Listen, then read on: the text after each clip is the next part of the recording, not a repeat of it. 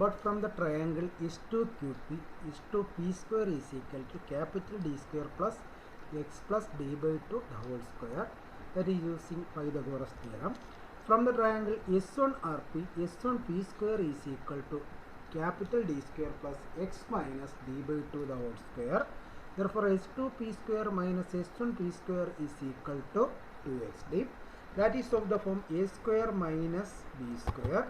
Therefore, S2P plus S1P into S2P minus S1P is equal to 2xd. Since S1 and S2 are very close to each other, S2P is approximately equal to X1P is equal to capital D. Therefore, the above expression becomes 2 into capital D into S2P minus X1P is equal to 2xd. Therefore, S2P minus S1P is equal to x into d divided by d. That is the path difference between the waves reaching the point P is equal to x into small d divided by capital D. Now we apply the condition for bright band. If P is the center of the nth bright band at a distance xn from the center O of the screen, then xn into small d divided by capital D is equal to n lambda. Therefore, xn is equal to n lambda into capital D divided by small d. If T is the center of the n plus 1 the bright band at a distance xn plus 1 from the center O, then xn plus 1 is equal to n plus 1 into lambda into capital D divided by small d. Therefore, bandwidth beta is equal to xn plus 1 minus xn. That is equal to lambda into capital D divided by small d. Similarly, xn plus 2 minus xn plus 1 is equal to lambda d by d. That means all bright bands are of equal width. Now the condition for dark band, that is, if P is the center of the nth dark band at a distance xn from the center O, then xn into small d divided by capital D is equal to 2n plus 1 into lambda by 2. Therefore, xn is equal to 2n plus 1 into lambda into capital D divided by 2 into small d. If T is the center of the n plus 1 the dark band at a distance xn plus 1 from the center O, then xn plus 1 is equal to 2n plus 3 into lambda into capital D divided by 2 into small d.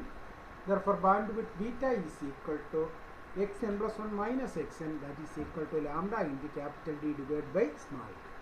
Similarly, xn plus 2 minus xn plus 1 is equal to lambda into capital D divided by small d. Therefore, all dark bands are of equal width. Therefore, we conclude that all bands are of equal width.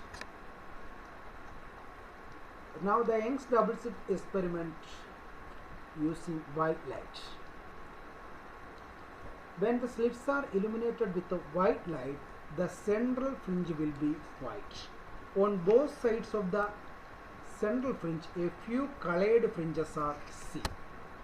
A pair of white light source is equivalent to a number of pairs of monochromatic source, each producing its system of fringes with a different fringe width, which depend on the wavelength.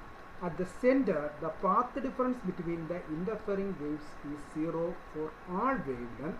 Therefore, all different colored interfering waves produce bright fringe at the center. Now we study about the optical path. It is the distance traveled by light in vacuum for time interval to cover the distance in the medium. If t is the time taken by light to cover a distance d in medium having refractive index mu, then dOP, that is d optical, is equal to mu into d. So to convert the light path in medium into air, that is convert the path of light in medium into optical path, it is multiplied by its refractive index. Now we study about the colors of thin films. You know that thin film means a transparent film. Here the thickness of the film is of the order of wavelength of light. That means here the thickness is of the order of 10 raised to minus 10. When that film is exposed to white light, it will exhibit different colors along different positions. The colors of thin film are due to white light reflected from the top and bottom surfaces of the film. There certain colors will interfere constructively and certain other colors will interfere destructively.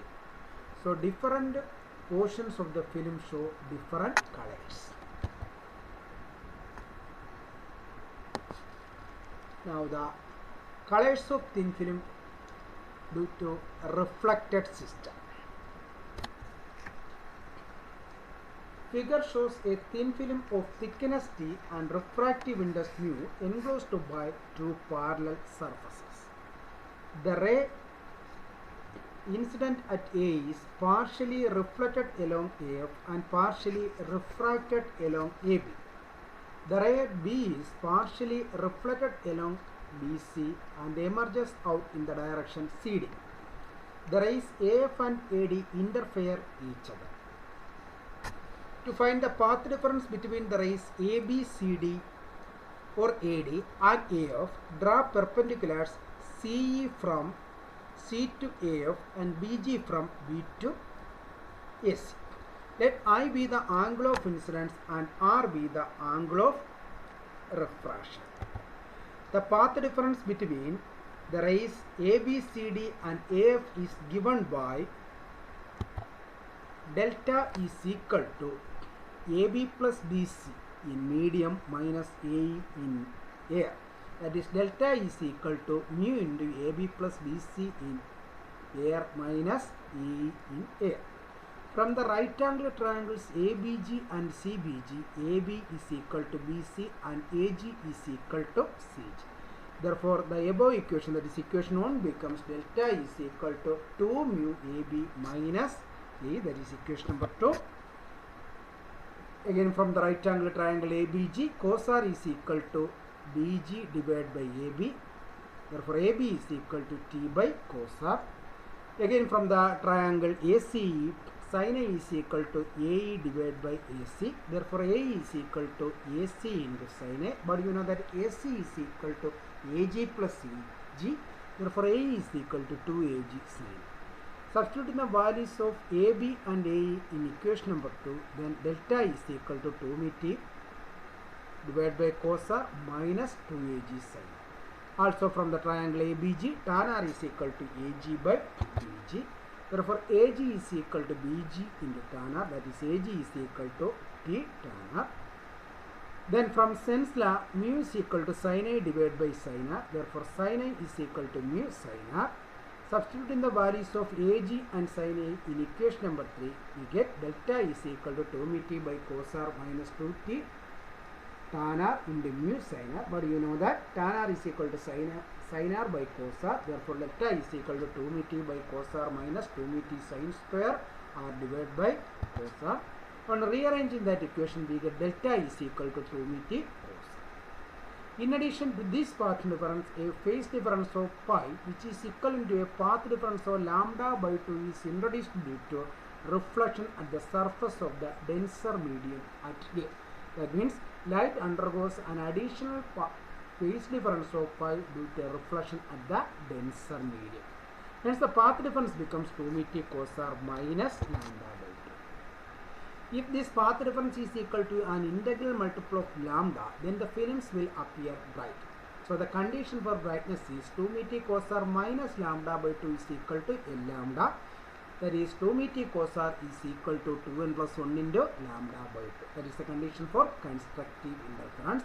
If this path difference is equal to an odd multiple of lambda by 2, then the film will appear dark. So the condition for darkness is 2 mu T cos R minus lambda by 2 is equal to 2n plus 1 into lambda by 2. On rearranging that equation, we get 2 mu T cos R is equal to n plus 1 into lambda, where the values of n is 0, 1, 2, 3, etc. Or we can write 2 mu T cos R is equal to n lambda, where n is equal to 1, 2, 3, etc. This is the condition for destructive interference. Here, thus in the case of parallel sided surfaces, the condition for brightness is 2 mu T cos R is equal to 2n plus 1 into lambda by 2, and for darkness 2 mu T cos R is equal to n lambda, where n is equal to 1, 2, 3, etc.